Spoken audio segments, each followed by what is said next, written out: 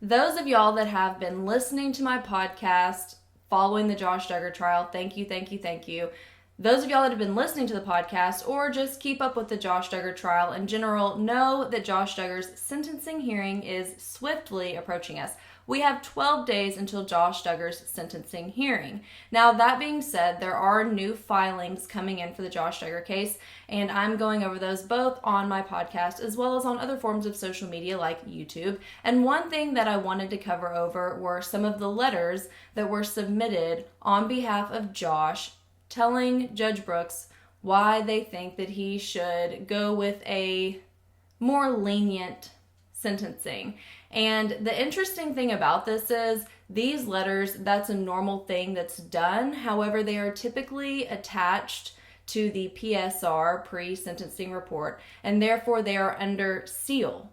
But for whatever reason, Josh's attorneys filed the letters as an exhibit with their motion for why they think Josh should only get 5 years in prison. So I'm going to be doing a few little mini videos reading each of those letters for you all and going over them. And this one we are going to start with the letter from his wife, Anna Duggar.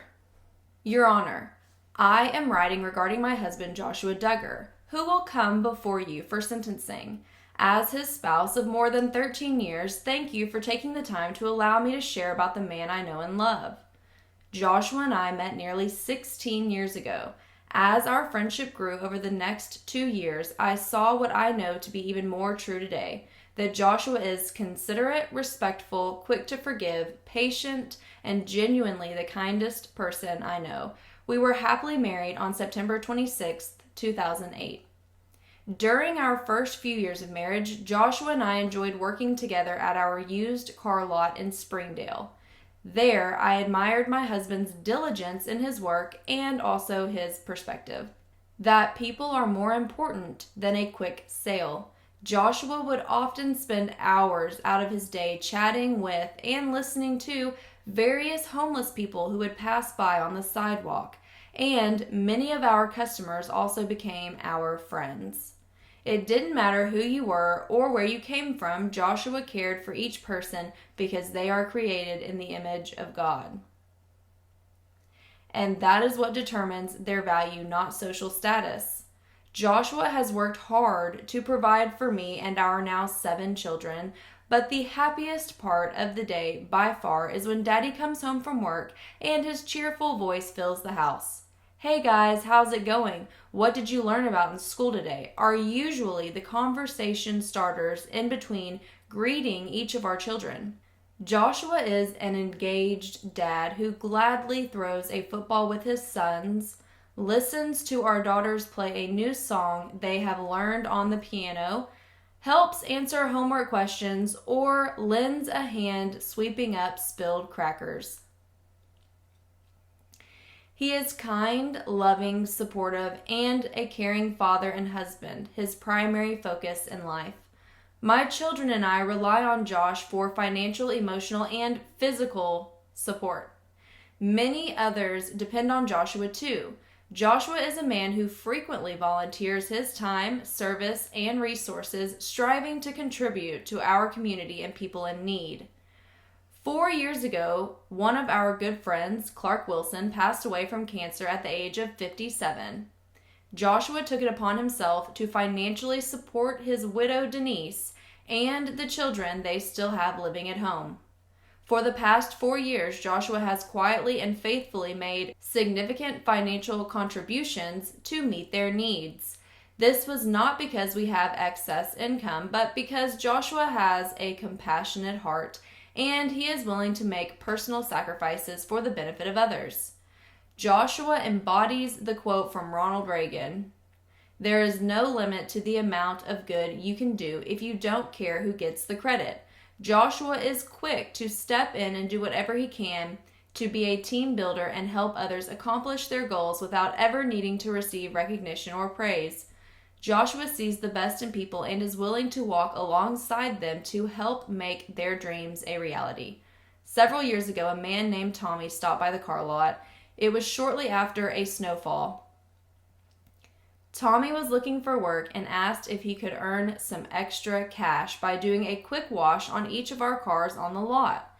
Joshua quickly noticed how thorough Tommy was and asked if he would be willing to come by each week to wash our cars. Over time, Joshua offered to help Tommy get set up in a business and recommended some of our car dealer friends to use his washing services as well.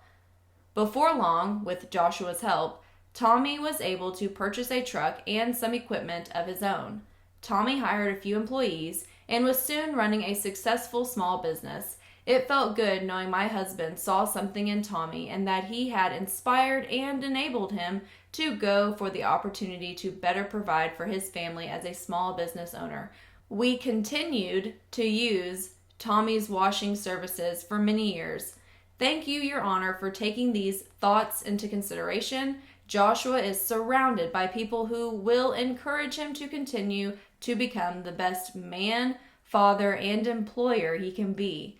I ask that you consider reuniting us as a family again soon. I understand the seriousness of this matter. However, I respectfully ask you to take this letter into consideration when determining a fair sentence. Thank you, Anna Duggar.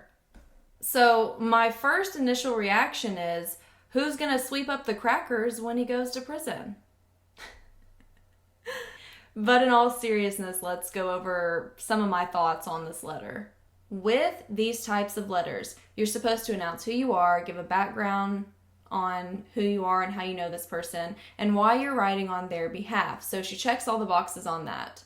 But then she goes into how great of a father he is, and the best she can do is talk about what I would consider on par gender norms for this family, talking about how he throws the football with his sons and he listens to his daughters play piano, and he allegedly will help sweep up crackers, which is actually not on point with the gender roles that we typically see with this particular family. Then she goes on to mention that allegedly he has been financially supporting Clark Wilson's widow. And I think that's a little interesting because Clark Wilson was friends with his dad. So I'm not sure why he would be the one financially supporting her, or how he even could, considering that they live on his parents' property in a tin house, essentially. The next thing that I noticed, and I don't even like that I noticed this, but it's just because of who they are, is the quote that they mentioned. Now, this is a great quote, and I think it's a great quote no matter who you are or what political stance you have. It's a great quote. However, this family loves to name drop political connections, so much so that they did it during the scam trial, and I was like, WTF, I cannot believe you just did that. But they felt the need during trial to name drop a rather big political connection. And here, mentioning Ronald Reagan to me is like, oh yeah, we're Republicans. And I normally would not feel that way because it's a great quote, but with these people, that's kind of how I feel about it. And then the part that bothered me the most, well, I shouldn't say that. Another part that really bothered me is that she writes about this story of a homeless man named Tommy. And she says that shortly after a snowfall, so freezing temps with fresh snow, their way of helping this man was having him get water out in freezing temps with fresh snow and start washing cars on the car lot. The math ain't math in there.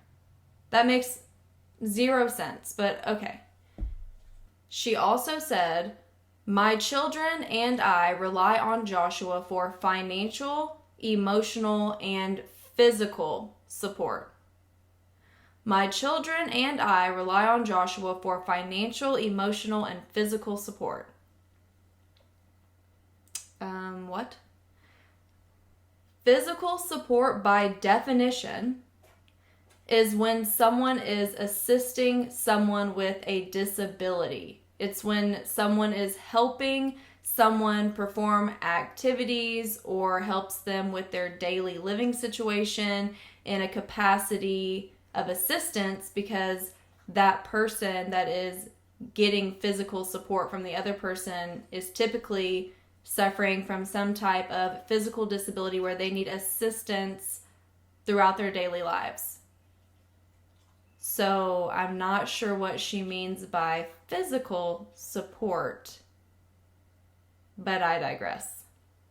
This is Anna Duggar's letter that she wrote on behalf of her husband, Joshua Duggar, to the judge on his case, Judge Timothy Brooks, stating her case for why she thinks her husband should get a more lenient sentence.